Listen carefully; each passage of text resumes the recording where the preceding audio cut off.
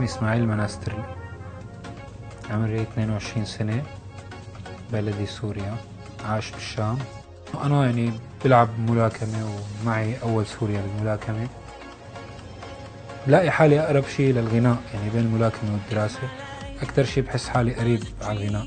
بصراحة أنا صحبة كتير أنا والأكل، وكتير بحب الأكل، يعني ما فيني أقاوم الأكل بالمرة. برج العقرب، هلا أنا بموضوع الأبراج يعني دائما بحس إنه بيحطوا بالأبراج شغلات بتزبط مع البني آدم وشغلات ما بتزبط. ففي شغلات برج العقرب بتزبط معي، في شغلات بحسها كتير بعيدة عن شخصيتي. على الله تعود، على الله يا ضايع في ديار الله.